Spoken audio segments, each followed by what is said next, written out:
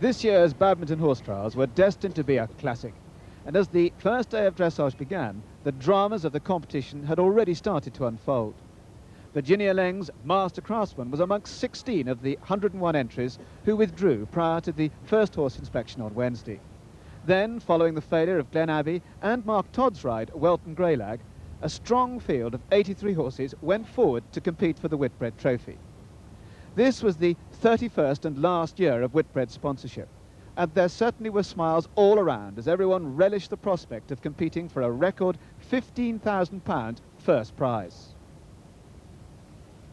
Murphy himself, with Ian Stark, performed their test early on the Thursday morning and had to forfeit 2 marks by halting to salute at X when it should have been I.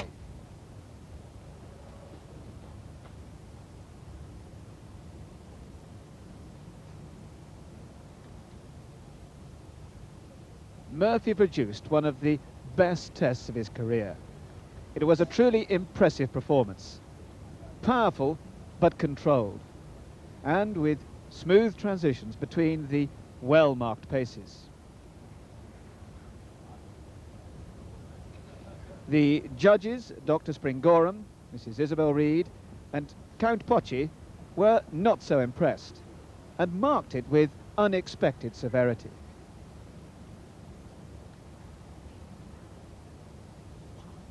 Murphy's temperament in this phase has always been a little suspect, but as he grows older, his talents are more obvious.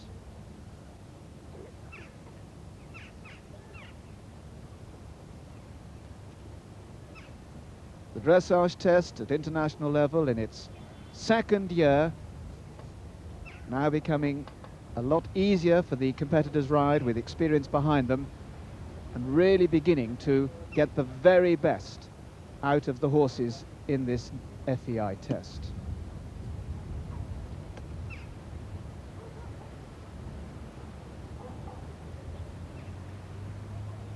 The tremendous power of this horse really being executed and performed to both horse and jockey's capabilities, and that's what it's all about. It has to be performed at the moment, on the day, to get the best marks. And that's what Murphy did.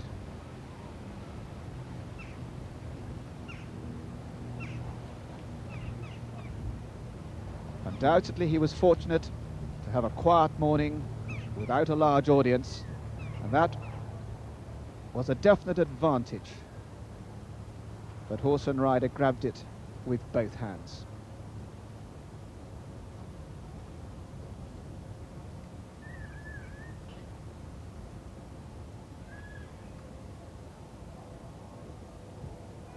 Mark Todd was obviously disappointed about not riding Welton Greylag, but he was able to display his unique qualities once again with the chance ride of Mrs. Mary Patrick's Just an Ace, who should have been ridden by Robert Lemieux, but who had unfortunately to withdraw following a fall at the South of England horse trials where he broke his collarbone. A horse that's already shown a lot of good ability, and so with the capabilities of the double Olympic champion, a lot was expected.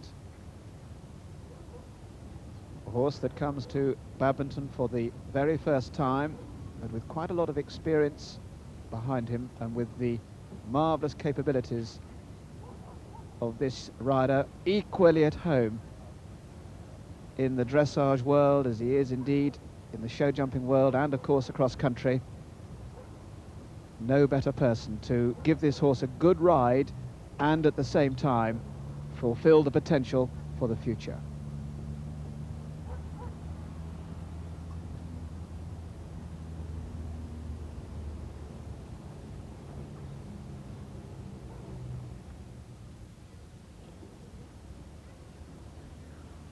Rodney Powell and the Irishman looked the part right from the very beginning.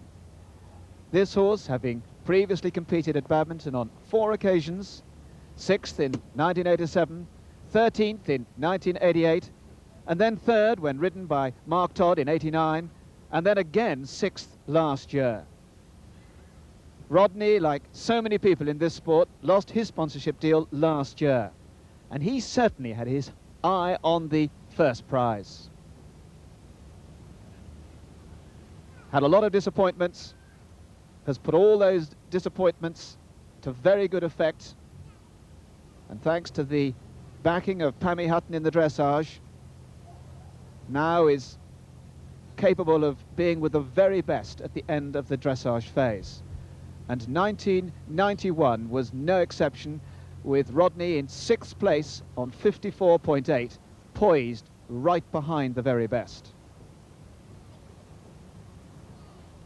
Not the easiest of horses to work with, his shape not ideal for the dressage phase, but they now have an elegance and a calm which is so important to bring out the best when it really matters.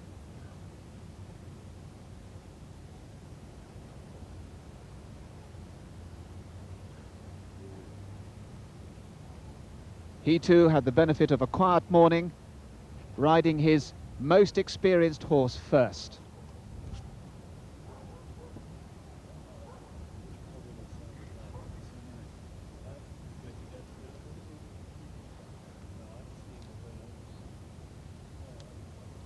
Rodney showing the nice change of paces as well as the accuracy, which was being marked very closely by the grand jury.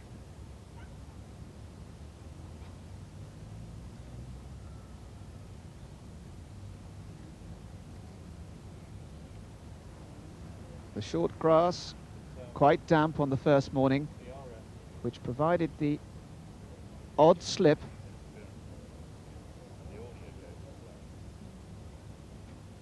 But the conditions on the whole were perfect.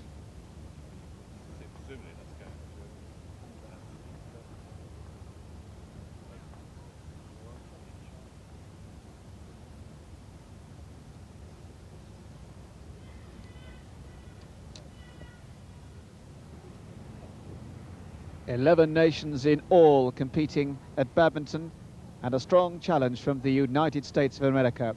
Wilton Fair, who won Burghley in 1987 with Mark Todd, now ridden by David O'Connor.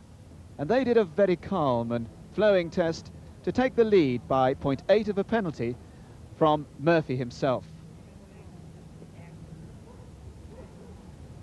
The partnership that won the major trial in the United States of America last year showed a lot of promise in the World Games in Stockholm, and everything seemed set for David O'Connor to get a big result.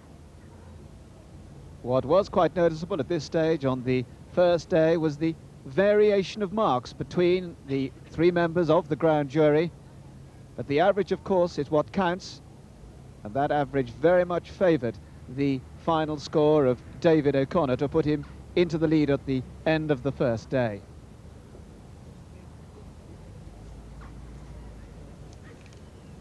A very consistent outline, smooth changes of pace, and good rhythm.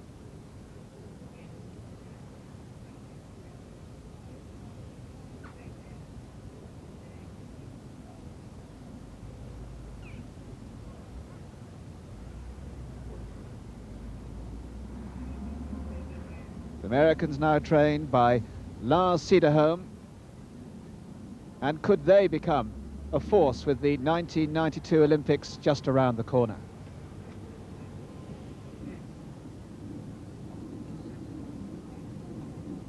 So indeed, the marks at the end of the first day were all very close, of all the horses that had competed on that day, as reflected in the top leaderboard. David O'Connor with the narrowest of margins over Ian Stark and Murphy himself.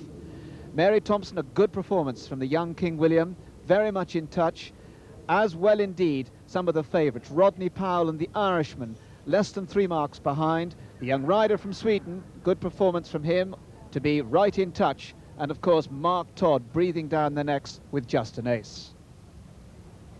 On the Friday, conditions had improved. It was windy, dry, but fairly cold.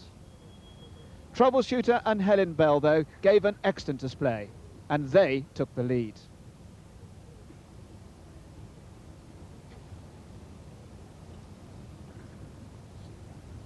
Helen, who's always seemed to find big horses, being a fairly small rider herself,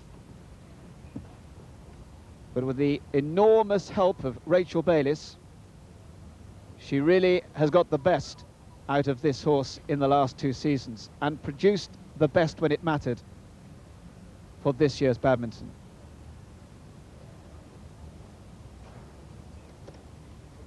A horse that's got lovely paces, but now seems to have the temperament to produce those paces for not only an accurate test, but for a test which really catches the eye.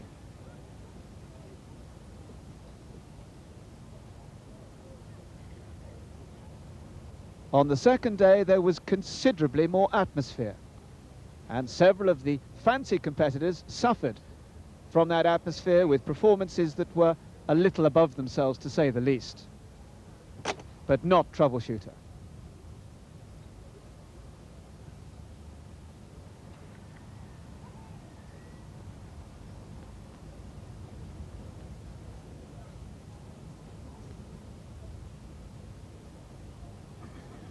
And a horse is fit to run for his life with the Speed and Endurance Day awaiting. Temperament, not only for the horse but the rider, so crucial. And Helen Bell also reflected her own calm nature to create a very happy picture.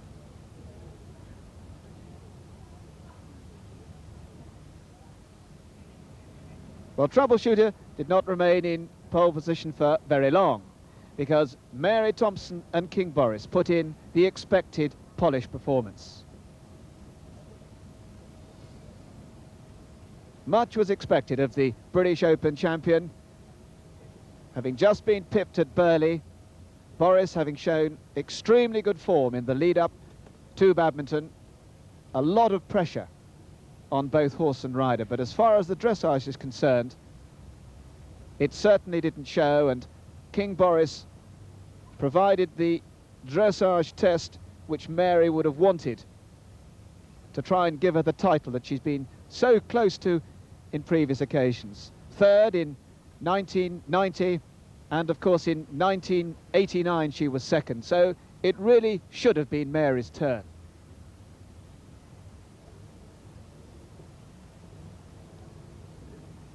Another rider who has suffered so many disappointments has always come up smiling, and probably not many people who would deserve the championship more for all the work that she puts in.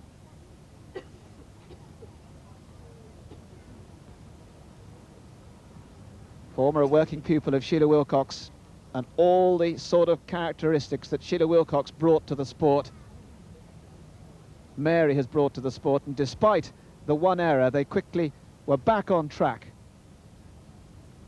to provide the test that really caught the eye of the judges.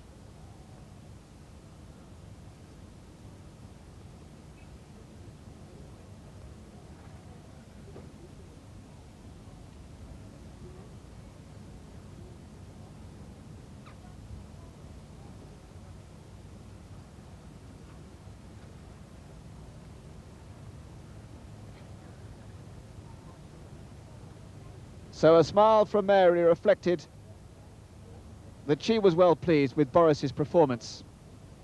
It gave them a 5-point advantage to go into cross-country day, with Mary's young horse King William lying in 5th place just behind. Helen Bell rather unexpectedly with Troubleshooter into 2nd place. Would their experience hold good for the second day?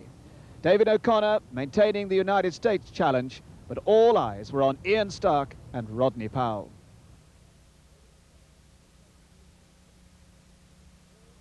Cross-country day at Badminton always draws a huge crowd, and this year was no exception.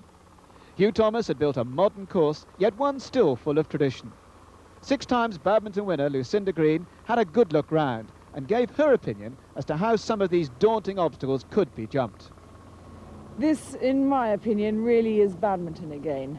Massive fences, some extremely accurate riding is going to be needed, and some very bold horses. Several new fences, 7 kilometres to run, The weather, thank goodness, is clearing up, which will make it a little bit nicer to ride, and the ground is perfect and very fast, but it's one terrific challenge for those riders and horses. So to the course, which this year goes clockwise. So the first two fences are the Whitbread Barrels, followed by the Lamb Creep, which was the second to last fence last year. Then on up that straight between the trees and turn left-handed into Huntsman's Close.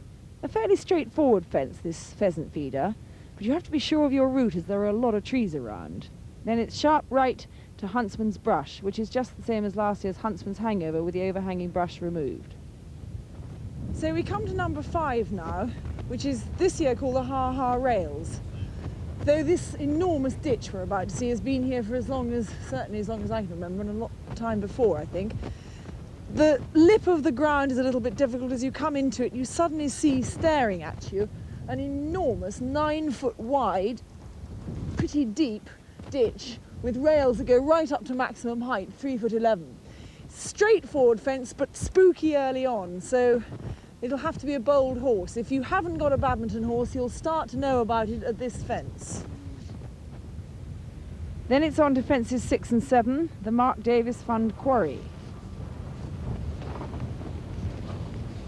Well, this doesn't get any smaller with the years. It's also been here for as many years as I can remember. 2 ways in, steeper drop but an easier fence because it's got a sloped uphill bit to it. This, although not a big wall, is very square, but it's a little bit less of a steep drop. Nonetheless, the horse can't see the landing on either side when he's coming into it, so he's got to take off from trust alone. This looks imposing, it looks extremely big too, but horses seem to jump really well off, much better than me, off very steep banks. They seem to be able to run up the bank and spring into the air, and although this looks big, it'll jump really well, and it's solid enough that if they do bank it, jump on and off it, it shouldn't matter. The keeper's oxes are big parallel over a ditch, 3'11" high, 5'11" wide, and then it's on to the little Badminton S. This has been built next to the site of last year's snake fence, and it's on the same difficult, rather rough terrain. This is the first fence where the rider really has to make up his mind which way to go. As the course continues on to the right-hand side of the fence is the quickest, but there's an awful lot of bumps and hollows in front of the fence to off-balance them and make them hit what is a very tall fence. I prefer to go this way, to the right of this upright, wasting only a very few seconds, a tall but not so tall fence, even ground to take off and not such a big drop the other side. This really is pretty tricky. Down here, up and off. The new Beaufort staircase, to use the course designer's words, is a technical fence. The direct route is over the palisade, bouncing down those 3 huge steps and a short stride to a second crescent-shaped palisade at the bottom. The place to jump it is very narrow and will need extremely accurate riding. The Whitbread drays are one of the traditional features of Badminton. This year they are closer to the lake than they've ever been, a mere 50 or 60 yards in front of it. They in themselves aren't a particularly difficult fence, but they are maximum height, 3'11". The lake is every bit as difficult this year. It would be a difficult enough fence without the water, with this quite steep slope suddenly dropping away into the bottom of what is 2 quite big upright rails with no distance for a stride between them. I think this will cause a lot of trouble. I don't think the crowds will be disappointed. The long way around is extremely unappetising. This isn't the only problem, because you've then got to get out of the lake again too, and if you jump this too square on, which is how you'd like to do it, you'll simply miss the out. You've got to slightly angle these rails. And if you hit a rail when you're jumping on an angle, it turns you over very, very smartly. A couple of 100 yards up the hill and we come to the shooting butt, a big spread fence with a bullfinch behind. It's designed to gallop over and give the horses a break after a number of difficult fences and is a halfway mark on the course. The coffin has now been here for 2 years, and this year the rails are filled with spruce. It's not completely upright and therefore should be easier for the bold horse. Still a very difficult fence and will cause its share of refusals. With the European Championships later on this year at Punchestown in Ireland, Hugh Thomas felt it would be sensible to include the Irish bank again. The rails onto it and rails off should make it jump pretty well. On down the straight track and a right turn into what is a new fence called Henry's Corner. This ditch is an extension of the vicarage ditch, and there's always something pretty tricky at this site. This is the direct line over the arrowhead, the quick route. The horse's eye is taken quite a bit by the rails on the left, and for that reason I think if I was riding it, I think I might go a little bit to the left of the arrowhead, coming in here. But it gives you a very, very wide fence, and if you deviated a tiny bit to the left, you'd be in big trouble. So it might prove prudent to go straight, but it's a very tricky line.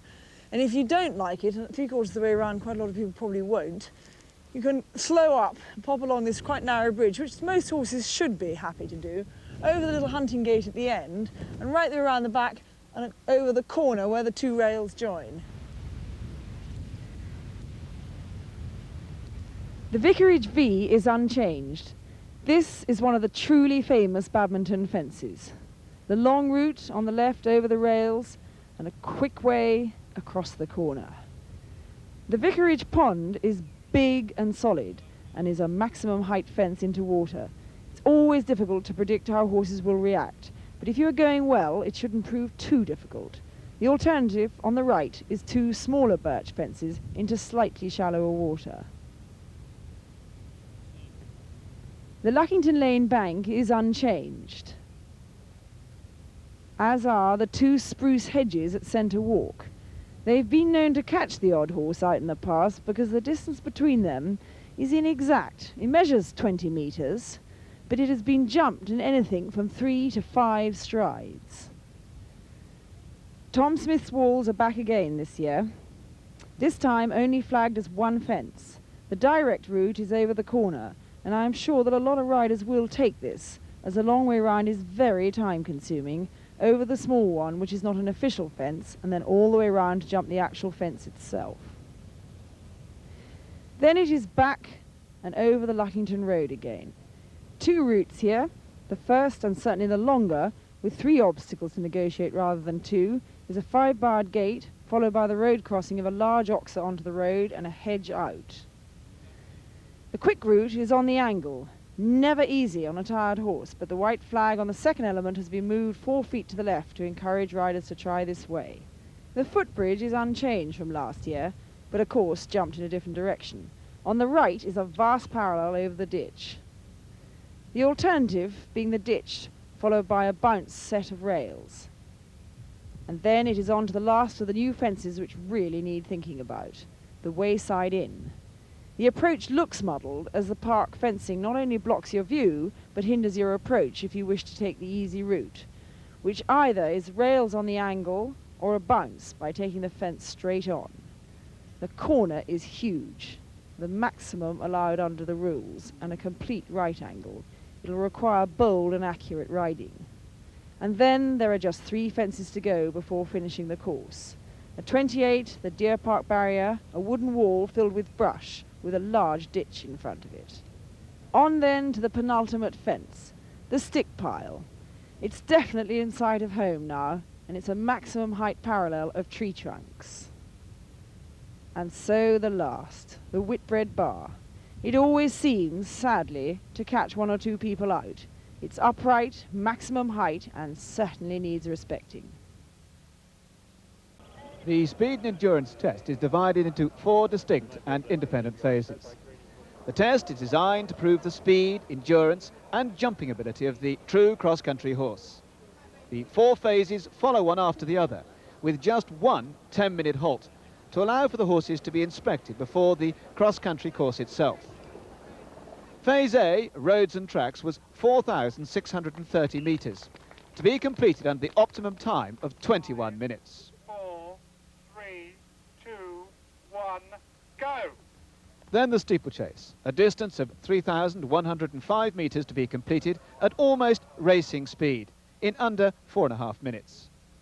The scoring on all phases is on a penalty basis, and completing any phase within the optimum time incurs no penalties. But if this time is exceeded, then competitors are penalised for every second in excess of the optimum time, with 0.8 of a penalty being added to their score on this phase. Tombo, King William and Murphy himself were under the optimum time. But Rodney Powell and the Irishman slightly misjudged the pace and incurred 1.6 penalties. This is then followed by the third phase.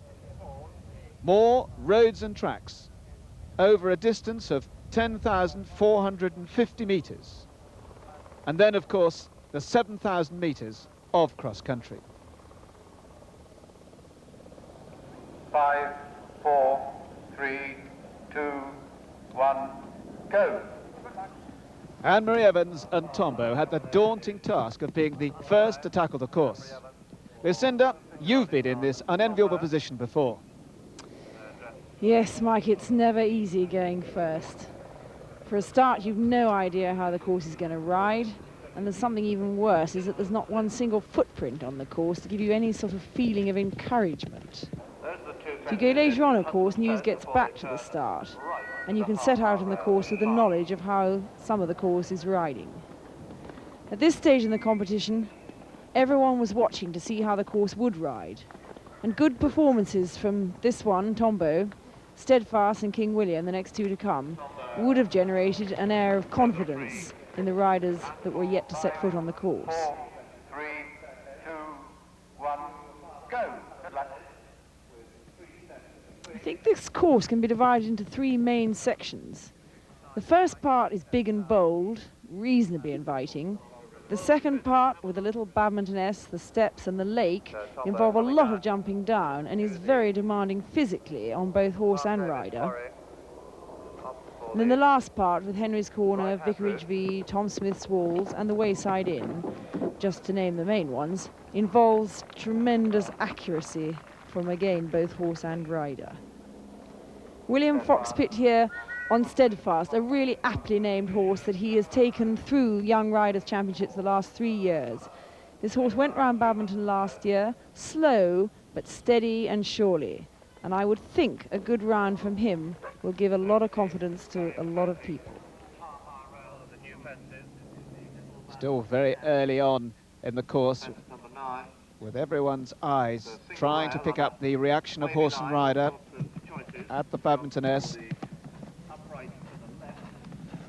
The general view was that most people would go on the left and waste a little bit of time, but at the staircase it was going to be a long way if they took the alternatives, but needed controlled accuracy if they were going straight. And that accuracy missing for Anne-Marie, and she paid the penalty. And that certainly wasn't the scene that the rest of the riders wanted. Second of the two Half Moon Palisades is the Beaufort staircase at 10. Steadfast over 2. 1, go. Good luck. Well, King William was the youngest horse in the 1991 field, just 8 years old. And Mary was undoubtedly trying to give this horse experience for the future. But as Anne-Marie came to the lake, there was a tremendous tension, as this undoubtedly was the feature fence of the course. Had to be attacked, but over-enthusiasm could cause the sort of dramas that the crowds were hoping for and indeed getting.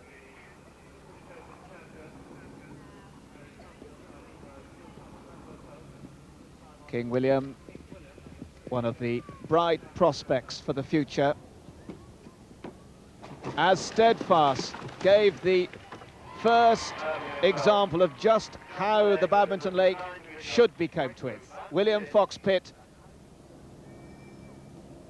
showing that his experience in the juniors and young riders have really paid dividends. This is his second Badminton. Rides that very coolly, and it certainly looked at that stage as if the coffin was going to be a little easier. The Huntsman Close fences were thought to be the fences which were going to show just how the horses were going to cope with this. Quite a sharp turn. Oh! And although the conditions weren't that greasy, for some reason King William lost his hindquarters, and sadly Mary Thompson was down in the penalty zone for no fault of horse or rider. 60 penalties it was. Well, the cool head of William Fox Pitt decided to go the more popular route at Henry's Corners, and even in those early stages it was very obvious that that bridge was quite spooky. Added about 10 seconds. Well, there was no doubt that the course was already posing major questions. But there's always an air of anticipation when Murphy himself comes into the box. Horse and rider looking as relaxed as ever, and the American Cherry Roller Gag had certainly done its stuff on the steeplechase, but would it on the cross-country? As he came into the starting box, one wondered whether his Stockholm experience would diminish his enthusiasm. 3, 2, 1. He'd had a great build-up into the one-day events, and as they started, horse and rider looked ready for the occasion.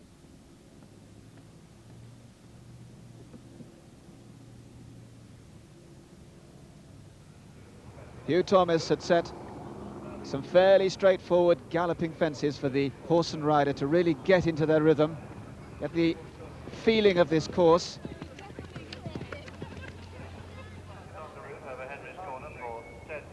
And certainly it was predicted that the fences through Huntsman Close would predict how the rest of the course would ride. And if Murphy should struggle through here, how would the rest of the field cope? But he makes those big fences look easy, and so he headed to the quarry. A little easier than former years, but already a picture developing that the big log pile out was going to create more problems than was expected. And indeed Murphy himself not as fluent as he might have been.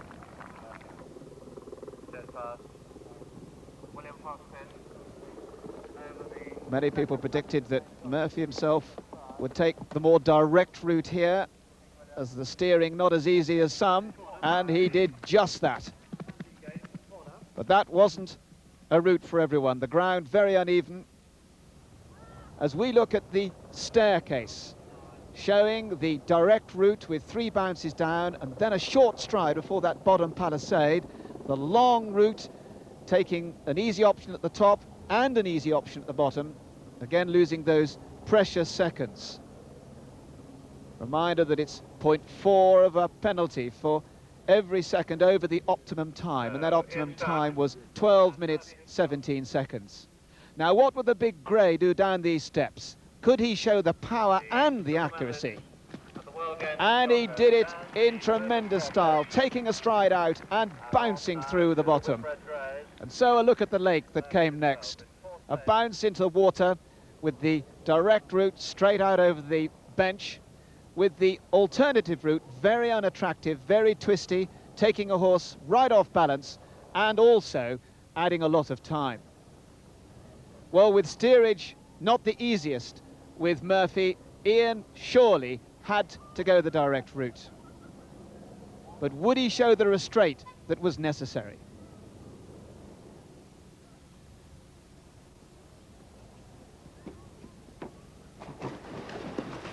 A lovely touch of both restraint and boldness that was just required, and he was beginning to make this big track look easy.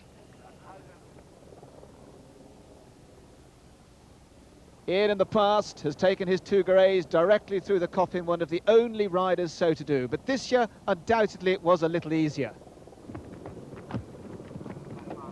But yet again the grey shows his cat-like ability, which makes him a true international horse.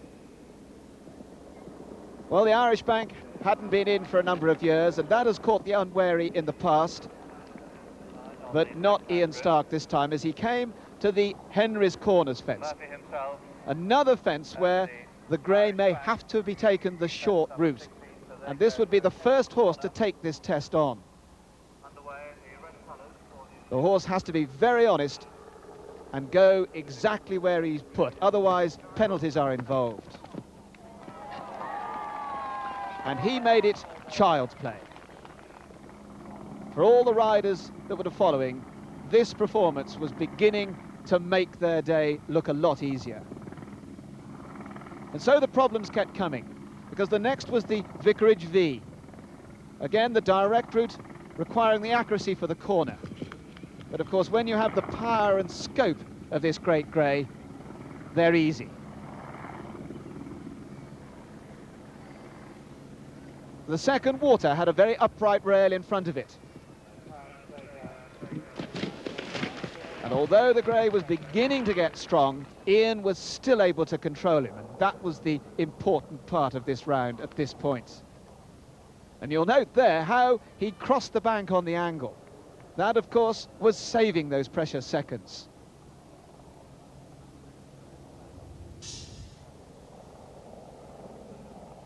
Now, this is the stage of the course when in the past the grey has begun to take control. These fences are comparatively easy, but there he took 2 strides when normally there are 3 or 4. So to the talents of Karen Straker and Get Smart at the Quarry. A great cross-country horse that had a very confident start. Tom Smith's Walls back in, and the corner was the approach.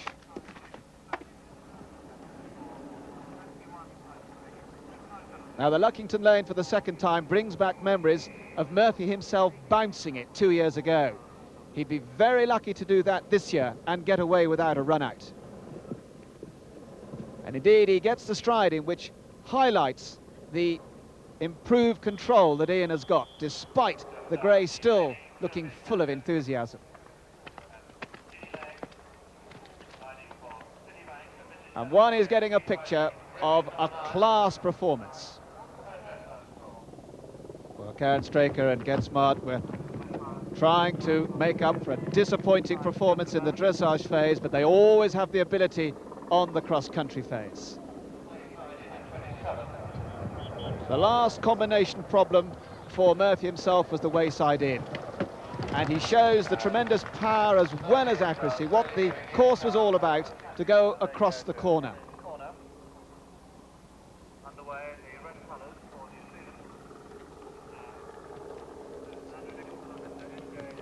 So Get Smart shows just how the staircase should be done.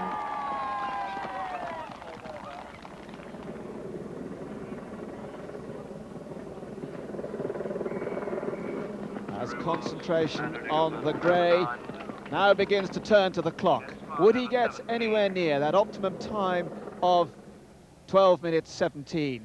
Meanwhile, Karen Straker was at the lake. Never one of Get Smart's best obstacles, but they sit tight and begin to turn up the pace. The second fence from home at Badminton is a maximum fence, but built so beautifully that it looks one of the most insignificant fences on the course. As Ian Stark, virtually in sight of home, began to put the pressure on Murphy himself to get close to the time.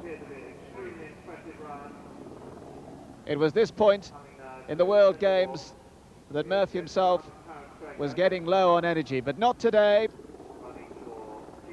Looking absolutely full of it, and has given a truly great display with just 4 seconds over the optimum time to give him 1.6 time penalties onto his dressage phase. Well, Karen Straker wasn't taking all the strong routes on. One of many who took the safer route through the second water fence. One of the fascinating stories of 1991 Badminton was that the riders had different routes all of the way, and it was the gambling of those routes that in the end made the difference between winning and losing. And so far Karen Straker had got that gamble right.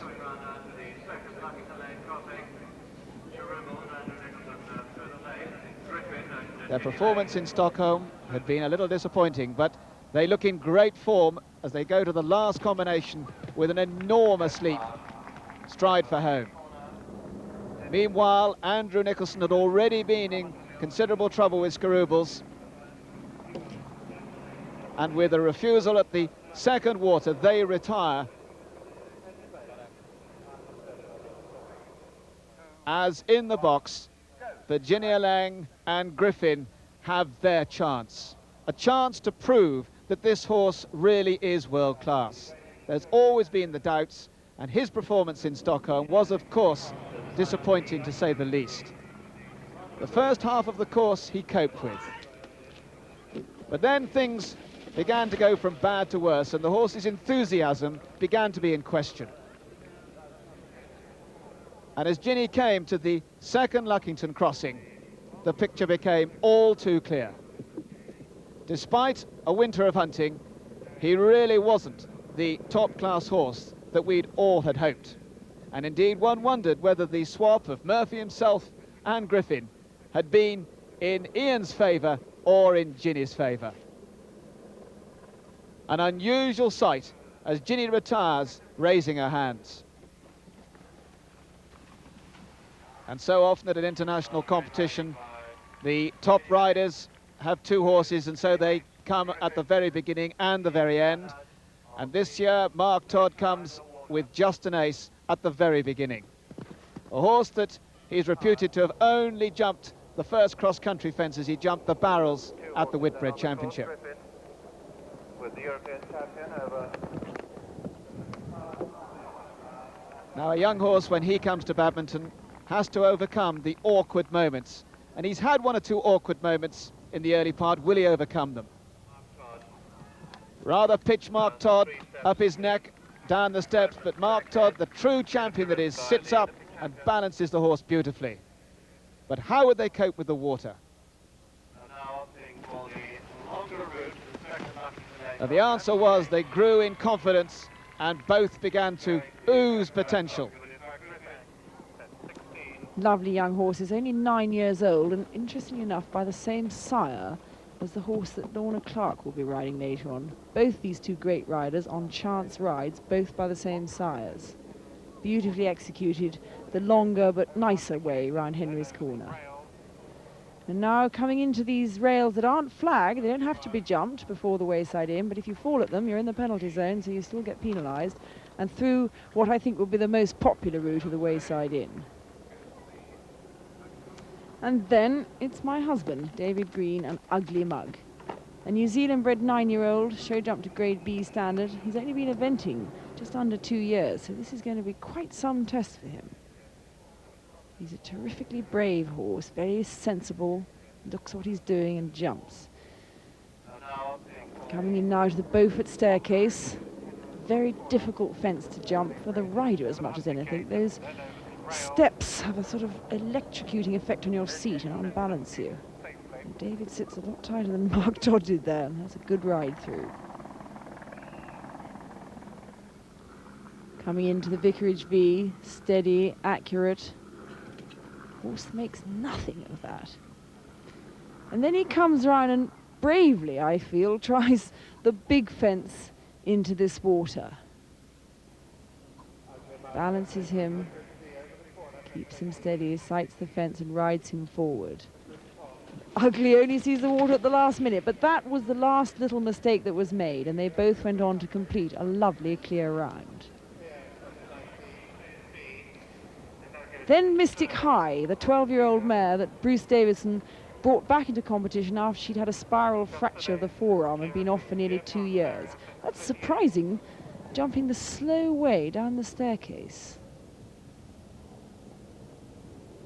Look at her, taking a little stride in the middle, straight up. Beautifully executed, despite that rather surprising first route.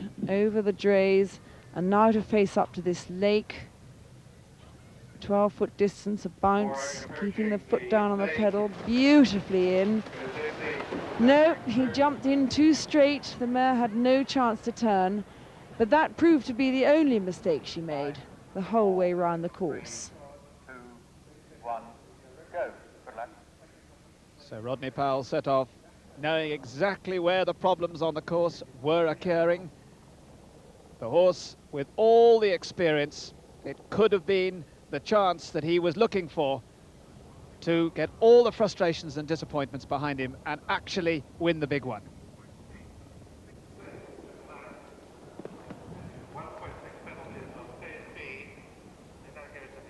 A really confident start over those big early fences must have set him up.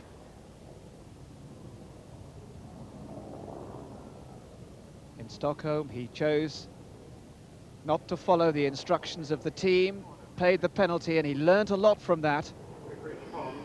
And like a lot of others, not 2 foot perfect over that big log pile, but he had the experience to put that behind him and concentrate on the task ahead.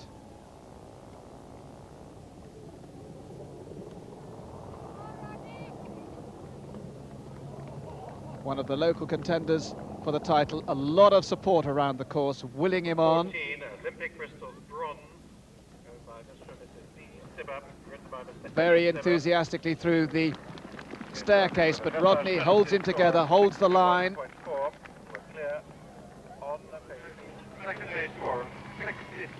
As Eddie Stibber, with Olympic Bristol bronze, gets underway on the early part of the course. 2 rides with Eddie's wife sidelined.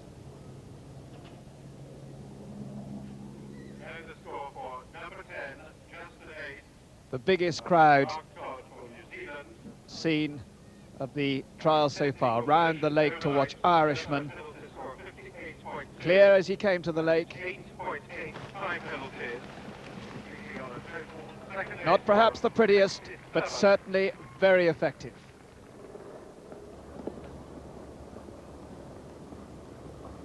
Although it's still very early on in the competition, Rodney at this point going quicker than anyone had gone before him. And that certainly reflects the confidence that Rodney has.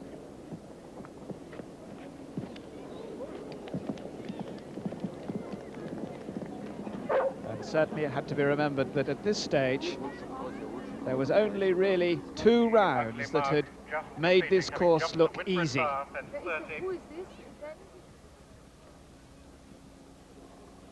Certainly the direct route had to be taken here if time was on Rodney's mind. Pops across it, pecks a little, but really never looked in that much trouble. As Vicky Latta and Chief started their first badminton, but 18 months in Europe has certainly made them a possible contender for the title.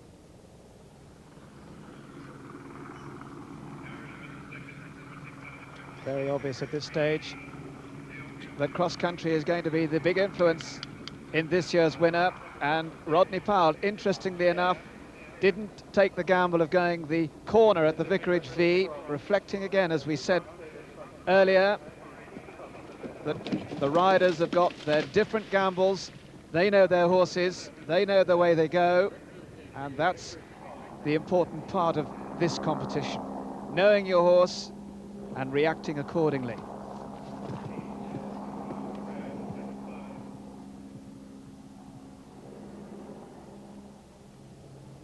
Vicky Latta and Chief, who rode in the World Games in Stockholm as an individual, but certainly looked to have benefited from that experience, as they made a very confident start indeed.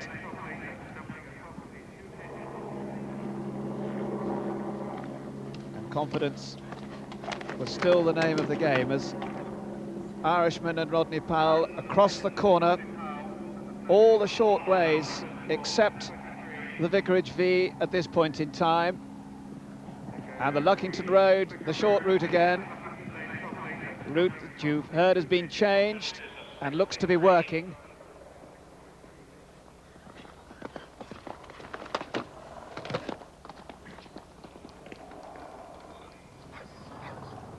Irishman really accelerated away from the big footbridge, and he takes the safer route through the wayside inn, the bounce.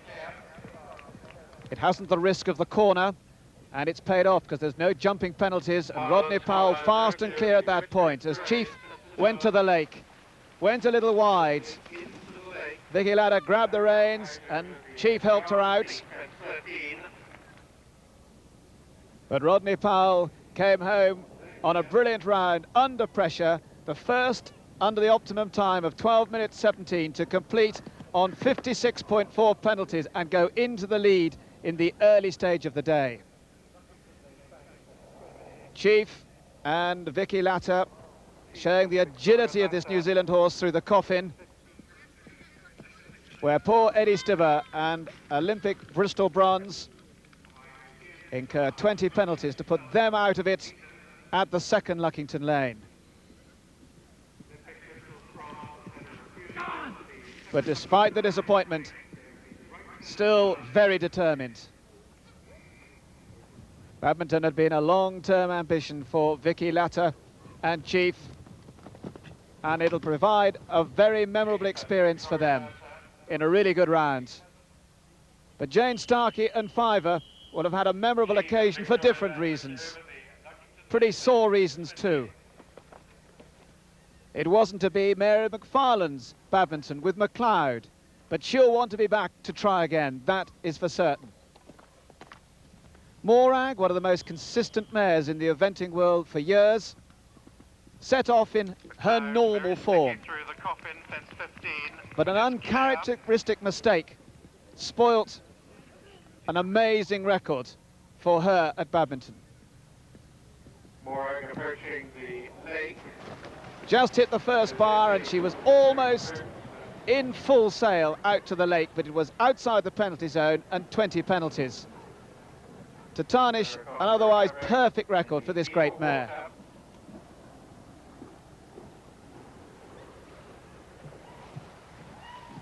Now approaches the garden seat, the step out of the garden seat. There's no clear of the lakeside fences. 11 nations in all contested Badminton this year, and France had as many runners as any. And it was Jean Tulleur and Ovette de Balang who set off in tremendous form. So the Ha-Ha rail spent 5. Very much in a hurry and very bold. Would it pay? Jean Tulleur, who's been the French champion for a number of years and has promised so much on the international scene in recent times without really fulfilling that promise. But in fact, they completed a very worthy performance indeed to jump clear in a good time and finish in 16th place after the cross-country phase. Well, Tim Randall suffered the disappointment of not getting round his first Badminton, but that made him all the more determined at this, his second attempt. Legs 11 and Tim have always looked a very useful combination since their young riders' days, and this time he really used his head and emerged unscathed, just even though he did take the long route through the water, one of the only combinations to do so, and it shows a very good example of the energy and the difficulty that that longer route proved. But the all-important point was that they were still clear. And indeed, Tim and Legs 11 completed a clear round with only 14 time penalties to record a performance that undoubtedly will catch the selector's eye. Francis Hooper, on the other hand, wouldn't have caught the selector's eye. Neither of them too sure whether they wanted to get in, and in the end, they both got wet. Harlan's Comma and Amanda Winter had struggled to a clear round around Badminton last year, but this time neither of them enjoyed their experience at all. Fate wasn't on the side of Becky, Warner and Cheeky. They had survived an objection in the dressage, ran out of the penalty zone here at the Vicarage V, but were later to be failed at the final veterinary inspection to end their Badminton. The whole competition was packed with incident, as the young Swede Stefan Lidback showed us. Lucinda.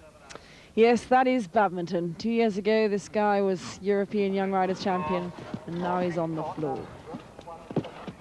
Vindaloo and Miles Russell, they've been round here a couple of times before. He's an older horse now, 15, ran in the European Championships at Burley 2 years ago. I mean, he still seems honest and good to Miles's direction. Coming for the Luckington Lane, going the quick way. If he's a little bit tired, it could... Oh, he stood off a long way there and completely lost Miles, and Miles really had very little chance to keep him on line.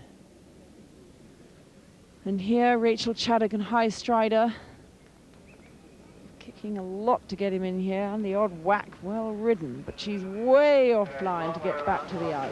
But at least she got him in, and I have to say, looking at the way she rode in, I think that was her biggest worry.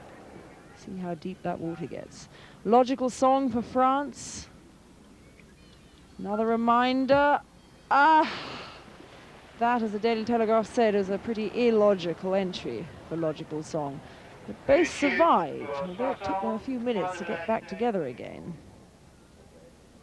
And Claire Bowley was not far behind them on Fair Share. She led the cross-country last year, and she's going extremely well again and fast this year.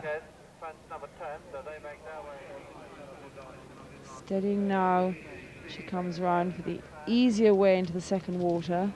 And another one that nearly went here. She's stuck very tight, actually. But just in the front of her is the Frenchman on Logical Song, and she is gaining on him, but she can't get close enough to overtake. Fair Share used to be a racehorse, so this will not be a very helpful thing for his concentration, having a horse so close in front. Some people may think it's great, gives them a lead, but I don't think that's what Claire and Fair Share need at this point. On the left at Luckington Lane, we have Claire Bowley attempting the fast route. Nope, she has to swing back off it as she sees the Frenchman going the slow route. She would have had a collision with him if she'd kept her line, so she comes round and does the longer way, and inevitably will have wasted some time. I'll tell you what is impressive is the way she's kept her head through this very, very difficult situation. And so Lorna Clark started her 26th round around Badminton on Mr. and Mrs. John Huntridge's King's Jester.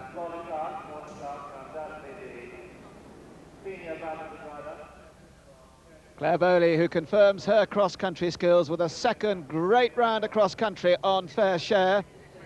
And despite the frustrations caused by Pascal Leroy, still finished with a good time, but the ground jury took 15 seconds off for her inconvenience, and she ended with just 2.8 time penalties to lie in 4th place. Well, King's Jester and Lorna, a brand new partnership, and they'd be looking for confidence over the early part of this course.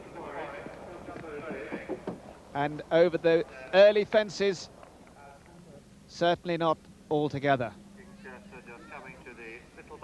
Formerly very successful with Jane Thirlwell, and Lorna with all the experience, coaxing the horse to begin to enjoy this cross-country, as undoubtedly he can, but it is a team sport. They have to work together, and the staircase would certainly find them out if they weren't.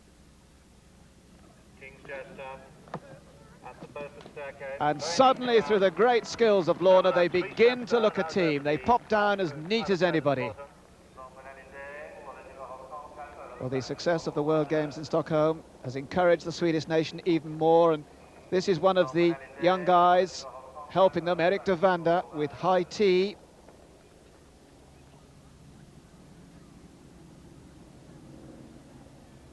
Having gone down the staircase, can Lorna get King's Jester to pop in and out of water with the same confidence? Always those long reins, but if it instills confidence, why shouldn't they? And they're certainly doing that.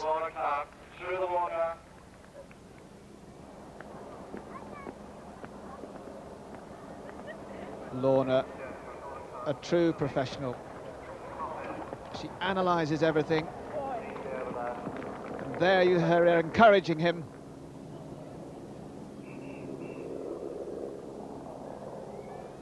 Erik de Vander, another of the many riders who have spent their time in Great Britain improving their ability, and High Tea jumps those early fences as well as any.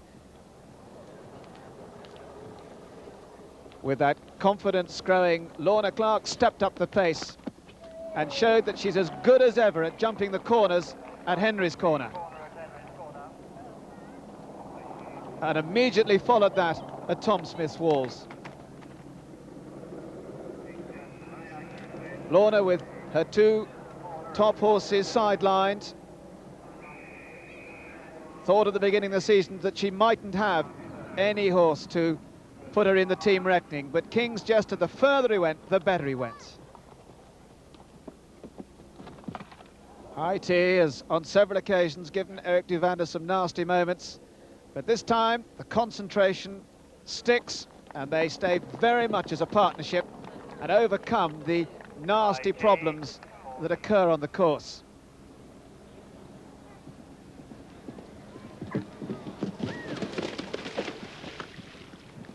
They end up with a clear round with just 15.2 penalties. Lorna Clark, however, went faster the further she went and ended up with just 3.6 time penalties to come right into the top 5 and have one of her best rounds ever at Badminton. Joanna Bishop was taking on Badminton for the first time, always a nerve-wracking experience. She'd kept her head and coped well as she came to the lake. Nearly gets unseated, sticks there just, but sadly crosses their track for the only penalty in their first cross-country at Badminton.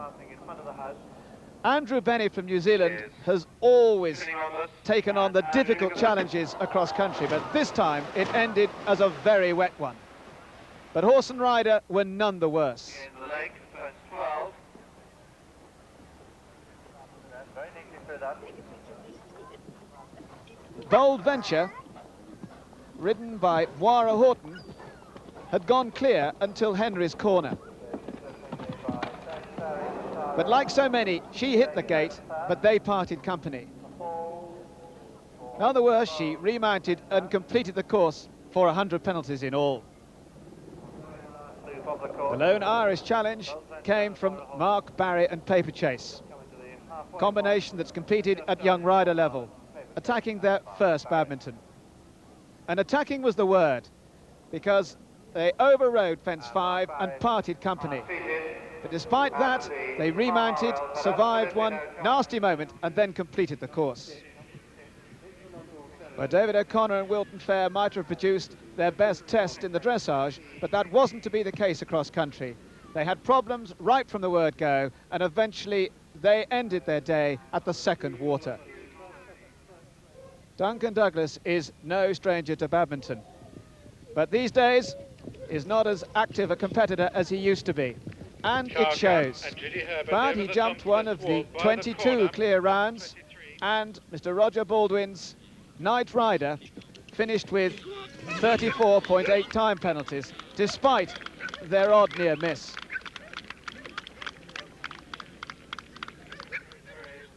Well, Gillian Mabry and Rum Tum Tugger have very wet memories from the last Badminton. And Rum Tum Tugger has not forgotten. And the crowd weren't disappointed, because the action went on and on. And this time it was poor Tessa Spencer who took the ducking. Tracy Dillon takes the Badminton lake for her first attempt. And luckily it wasn't a wet one, it was only the rails that saved her. And she lives to fight another day. But undoubtedly there were some success stories of Badminton 91, and Montana Blue was certainly one. Yes, this is a lovely horse.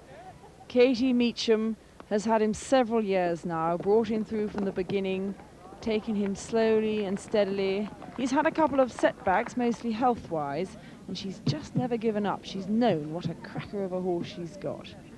Look at those ears. This is his feature mark. He was a bit green and a bit sharp down there, but he was always going to get her out of any trouble he got into.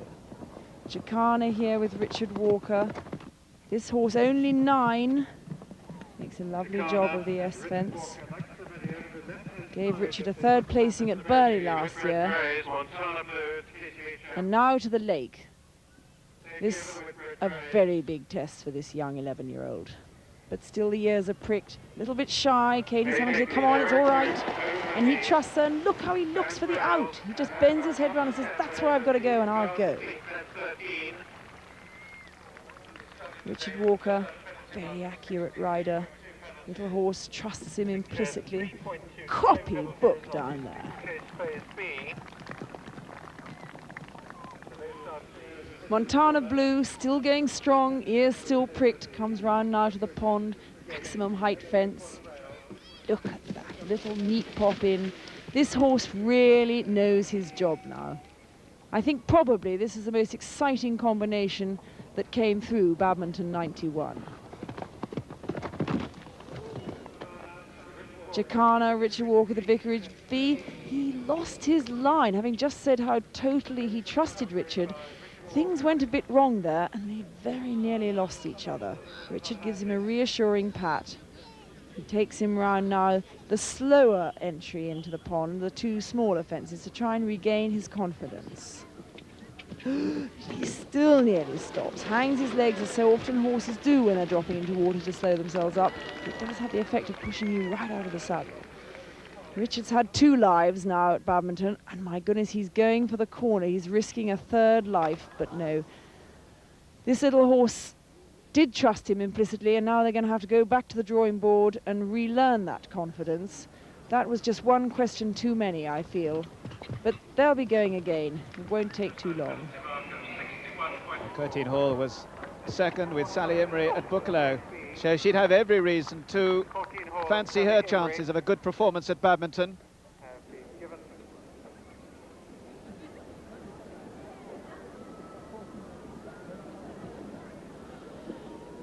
The Irish Bank that's played its part in the past.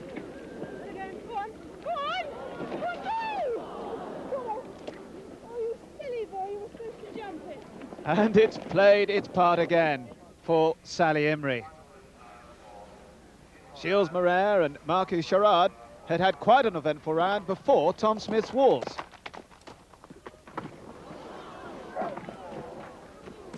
And despite that nasty-looking fall, horse and rider were none the worse and indeed completed the course. The Brooks family from North Wales have been represented at Badminton on several occasions. But poor Rachel Brooks had a painful landing in Huntsman's Close. She was winded quite badly, but remounted, and she too completed the course on Bucklewood.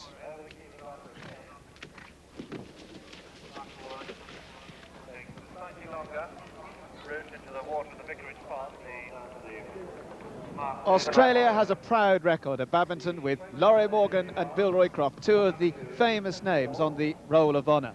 But Greg Watson has been climbing the international scene on Takanga Fred. Greg, who has the tremendous experience and knowledge of Richard Mead behind him, has been improving rapidly in the last 2 seasons.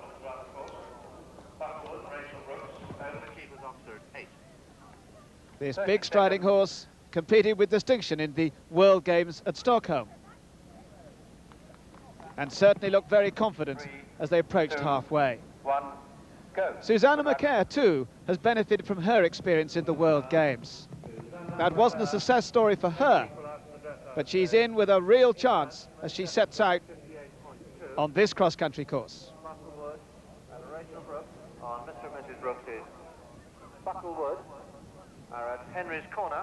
Master Maris, who's had a very consistent Badminton record, and Susanna Macaire too, very consistent through juniors and young riders, and starts with considerable confidence.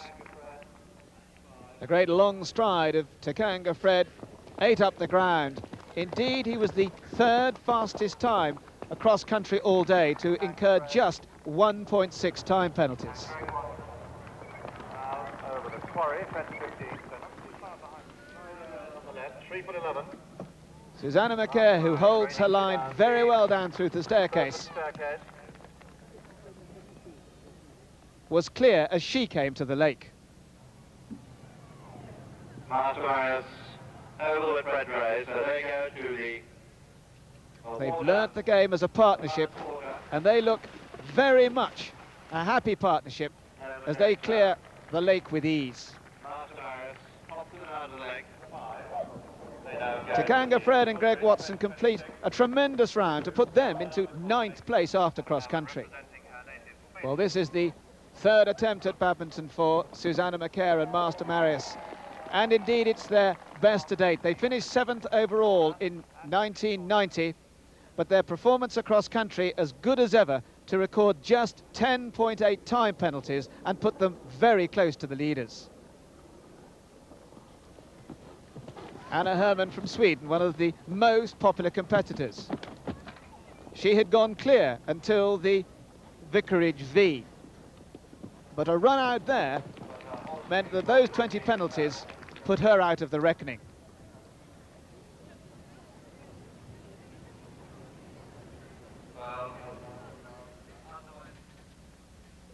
Catherine Gracie and Gentle Sebastian had their problems at the staircase. And a painful fall meant that Catherine and Gentle Sebastian retired.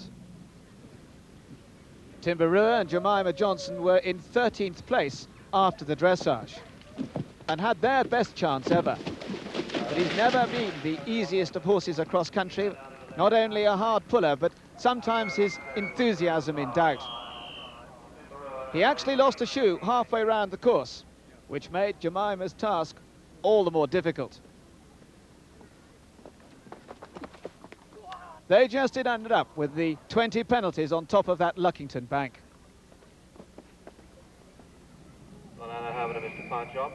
Erica Watson and C. Farrer have taken on the badminton challenge before. And as has proved on many occasions in the past, it is experience that counts. Certainly looking more competent and confident than they ever have before, they put together their best performance here. The horses that make badminton look easy very often are the horses to go on in the future.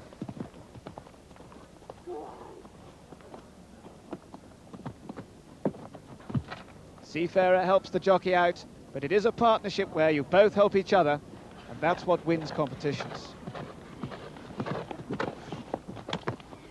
No jumping penalties, 38.2 time penalties mean they finish on just under the 100 on cross-country day. The judge and Vivian Christie are a very promising young combination, but badminton this year for them was asking too much. Charlotte Hollinsworth, on the other hand, with Cool Customer, proved themselves at both Burley and Blenheim last year. So their problems were a little surprising. But the fall in the coffin completed their day at badminton.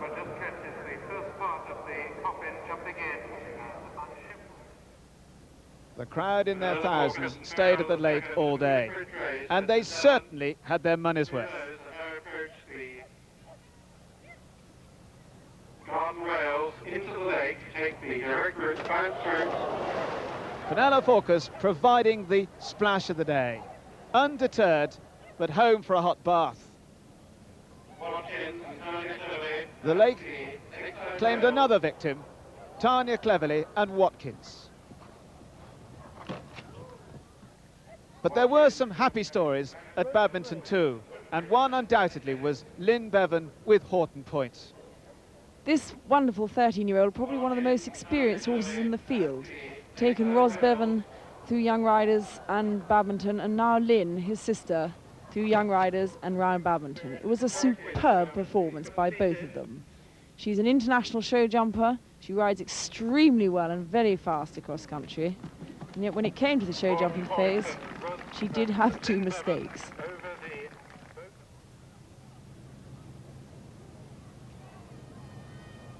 Look at the way he jumps. Forearms right up in the air, making sure he doesn't hit the fence. Listens to her, looks at the fence, sorts it out. Watch him look for the out. Immediately his ears prick. That's one of the best I've seen through there. And away she goes, very determined. Andrew Harris and Ballycotton. This horse has shown a lot of promise earlier this year, having approached badminton possibly a little too soon last year and had a pretty nasty fall. This year was a very different story. He went with great aplomb and great confidence. Only 10 years old. An exciting prospect for Barcelona next year. Lynn Bevan and Horton Point get a very good line into that extremely imposing fence, make nothing of it. They went on in really good style to record a clear round with only 10 time faults. The horse, although he has age about him, showing nothing but gameness and keenness. Ballycotton emerges up the hill from the lake towards the flight butt, coming up now for halfway around the course. It's a daunting thought when you know what you've just jumped and you know you've still got half the course left. Round the turn to face up to this coffin. Not always easy for the horse to see what lies behind this spruce. The ditch is hidden to his sight. You can see his ears suddenly go forward as he lands, but he's quick to take in what to do. And Ballycotton records only 17.6 time faults and finishes his cross-country day with a total of 78.6. Number 87.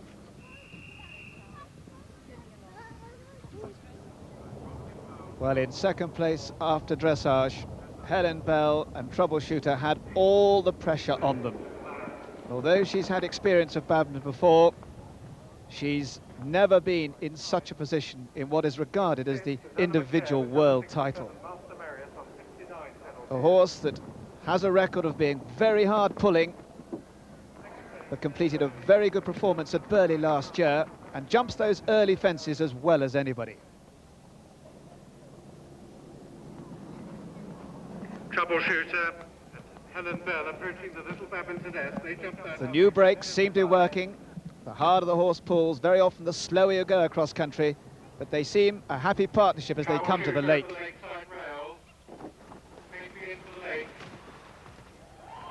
A horse and rider that are really enjoying themselves and not hanging about.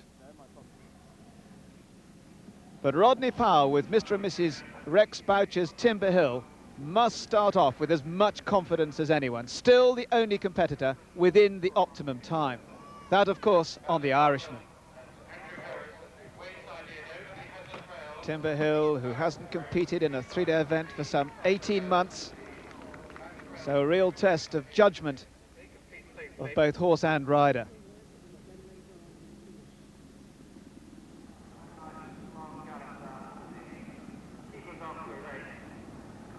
The big, imposing Irish horse, Troubleshooter, makes very light of the course.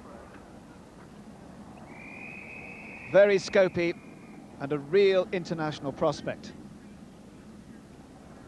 The only moment they have in all the cross-country of any doubt was at the second Luckington Lane. But they have the luck, they get away with it. And in the end, complete a very well-judged round for just 8.8 time penalties to finish on 58.6 and within a fence of the leader. Rodney had set off very fast indeed on Timber Hill, and one wondered whether he had the experience of the Irishman to cope with that. But very honestly through the staircase and quickly on his way. Indeed, at the halfway mark, he was still on time for going within the optimum time of 12 minutes 17 seconds.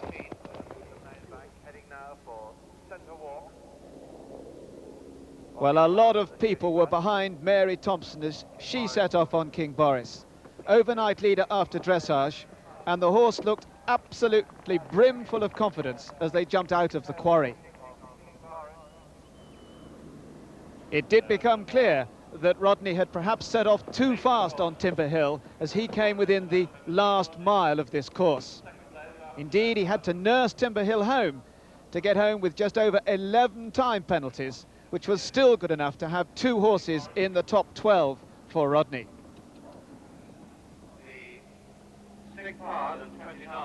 The lake for Mary Thompson. And that's where another dream came to an end. King Boris just bellies the second rail, giving poor Mary no chance at all. Bruce Davidson, double world champion, has always wanted to win badminton. and it was thought that Pirate Lion was his best chance ever. A horse that is classically bred to race, was the individual bronze medal in Stockholm. This was thought to be possibly his year. Rather surprisingly, he opted for the long route at the staircase. And the difficulty with taking that route is that it makes the line out all the more difficult. A little unsettled, and the 20 penalties puts Bruce Davidson's chance out once again. Well, Karen Straker had completed a great round on Get Smart. Could she emulate Rodney Powell and get 2 horses into the top 12? Despite being the second badminton for Fossway Surprise, he runs out at the Ha-Ha rails for 20 penalties and added time. That was their only problem. They continued on for a very competent round. Indeed, not only a competent round, but a very fast one as well, just to have 6.4 time penalties. 2 rounds that keeps Karen Straker very much in the selectors' eyes. Andrew Nicholson and Spinning Rhombus had helped New Zealand to the world title in Stockholm. But they didn't look on top form at all. And with a fall at the coffin, their chances of a badminton win had gone right out the door.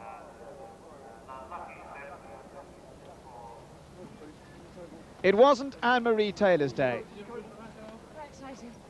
She'd retired on Tombeau early on, and then her second ride, Belmont Bouncer, also took a dislike to the lake, and she finished with 2 horses out of the competition. The lake was thought to be the influential fence, and so it proved to be.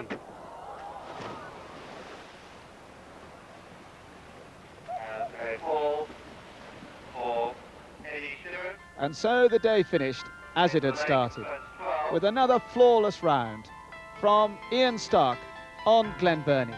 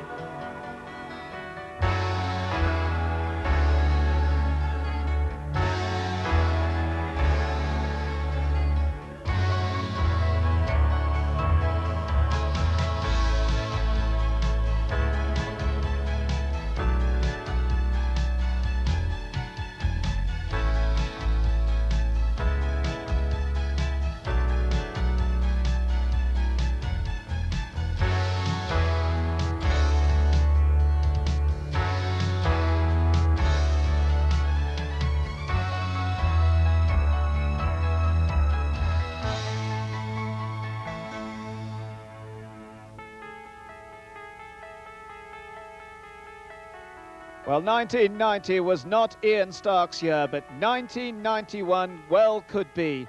2 great rounds from his greys to put him in strong position for a 3rd Whitbread title. Leading with Murphy himself on 53.8 and with Glen Burnie just outside the time with 4.4 penalties to be in 5th place. Rodney Powell and the Irishman, the only combination to be within the optimum time, and both Irishman and Troubleshooter within 1 fence of the leader. Good rounds from Claire Bowley and Lorna Clark keep them very much in touch.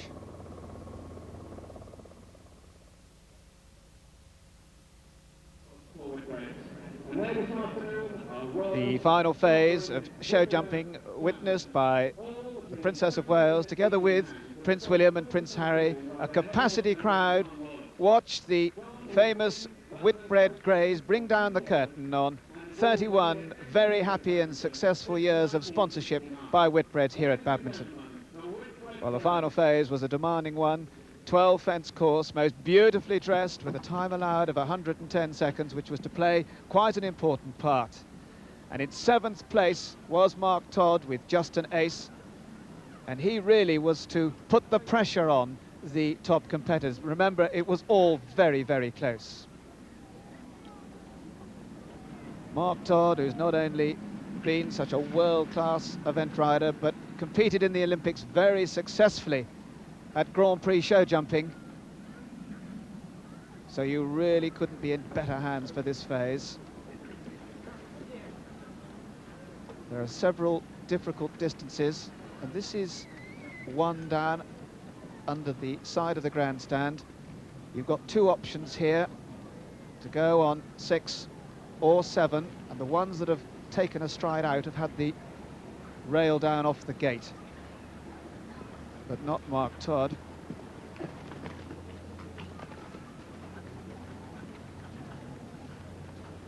Coming now into the last third of the course, the speed on this show jumping phase, 400 meters per minute, and that's something that many of the competitors really aren't used to, so it's got to be half an eye on the clock when the scores are so very close. Now, quite a difficult line he comes down to now. A big spread fence here, and now the final treble, and the distance here critical. Being the most influential fence in the early part of the competition, but a beautifully ridden round means that Just an Ace finished on the score of 67 penalties, and that really puts the pressure on. Well, Lorna Clark was truly delighted with King's Jester's performance across country. She's always been a bit of an expert in the show jumping, but can she get a tune out of this horse, having only sat on it for a very short space of time? Jane Thirlwell, who won a silver medal individually in the European Championship, has given Lorna a lot of help in trying to get used to this mount.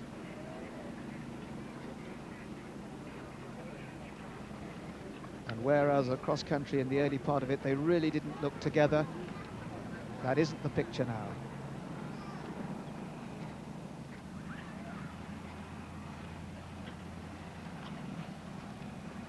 He's always been a horse that likes to be put on the spot. That's when he's given his best performances, and Lorna can do that. She goes for that extra stride.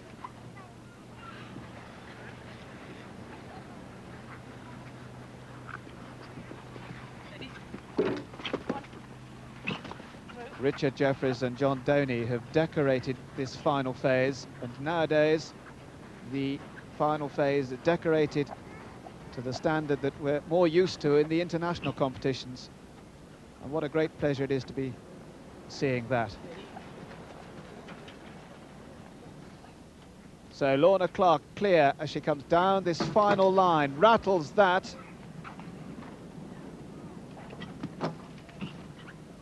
Now, the last combination.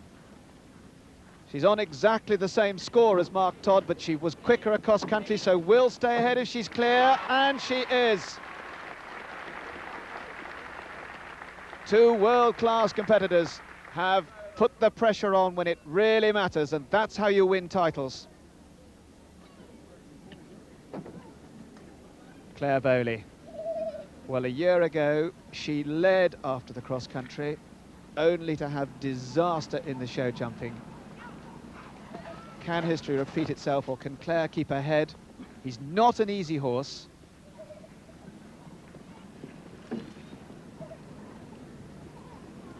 She tends to fire him a little, just steady him and then fire him. Very often gets in a bit deep and he can't then get out of it. She just needs to keep him together, keep him in a rhythm.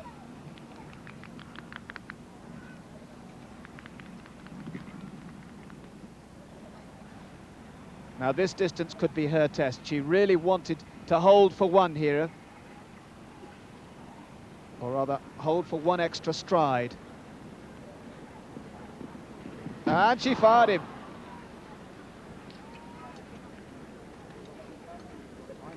Well, that will put her down. She won't want any more.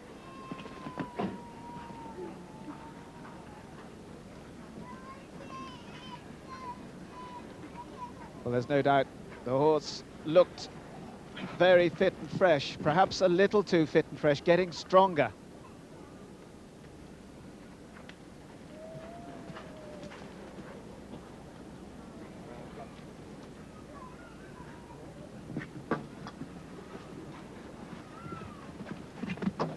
And that's 5 more. Down she goes again. And this could be difficult for him. He's long striding. And yes, the last one went. It's 15 penalties, so it goes down into 12th place, 80.20. Well, now Helen Bell, troubleshooter, owned by her father, who's been such a great support to her. Helen, who was married 18 months ago. And she too had got herself into a very good position at Burghley last year, only to have a refusal which put her down into 10th place. So a lot of pressure on Helen, but she's certainly been up to that pressure in the days so far.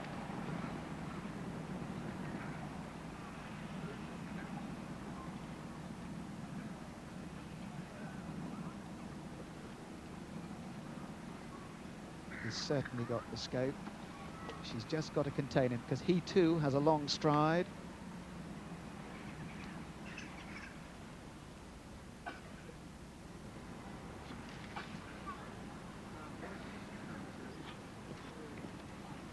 She rides that line very well indeed.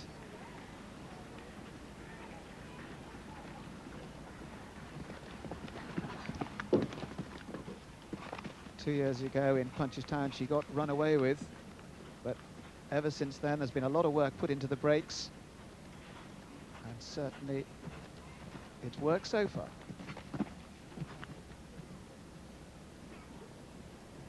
Remember, she was in 3rd place.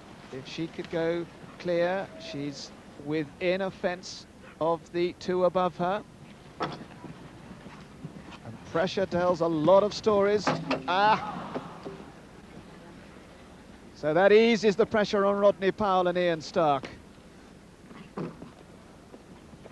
It's just the 5 penalties. And so Troubleshooter and Helen Bell finish on 63.85. Well, now Rodney Powell, the Irishman. Ken Clausen has been the tremendous support for Rodney Powell in the show jumping in recent years. They've worked very closely. And there'd be no better time to show that to good effect. Ian Stark with 2 horses very close together, rode Glen Burnie out of turn, and Glen Burnie had 1 fence down, but still, of course, in with the chance of the title on the Great Murphy. But this is the man who could put the pressure on. He's had so many disappointments. He could just put himself in a position to take that title. Looking so much more confident, so much more relaxed.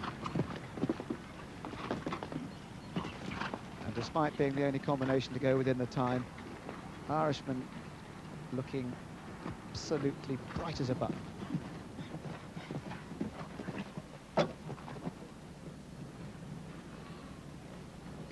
So he's into the home straight.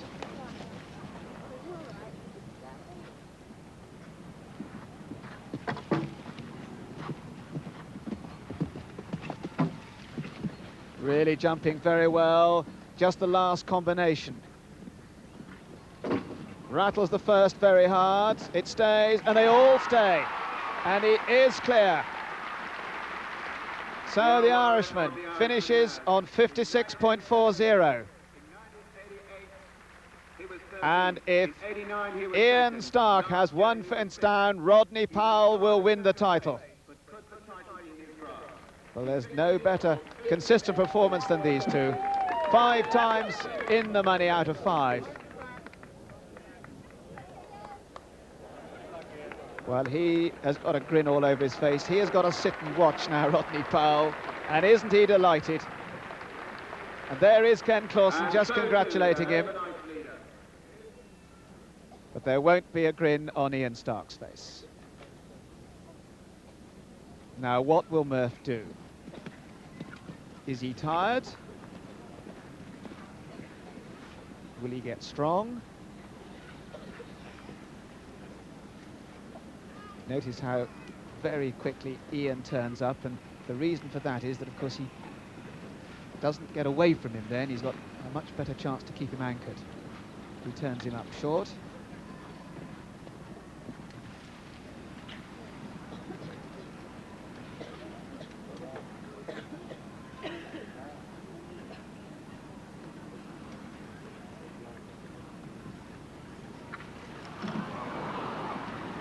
Well, he looks pretty enthusiastic, and he's giving Ian a tough time of it.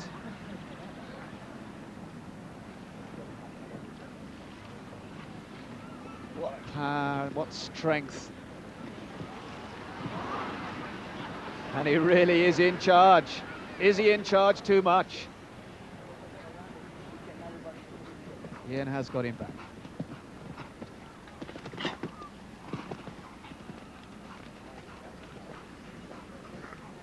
He too has got the scope, but can it be controlled? Going for 3 titles. And that's it. Stood off too far off one of the smallest fences on the course, and that 5 penalties means that Rodney Powell gets the title. And Ian and Murphy can't afford any more down to drop more places.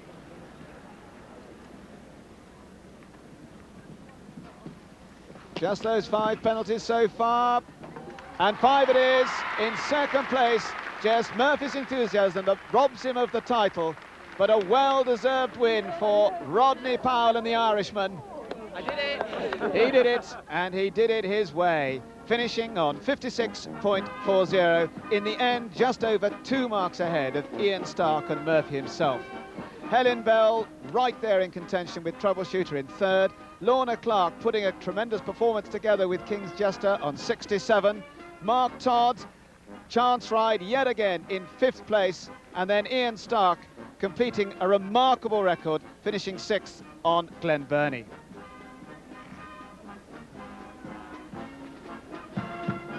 Well, Her Royal Highness, the Princess of Wales, presents the famous Whitbread Trophy for the last time to Rodney Powell. Frustration, disappointment over many years, but this will be the moment that he cherishes for his life. The badminton champion, 1991, Rodney Powell with the Irishman.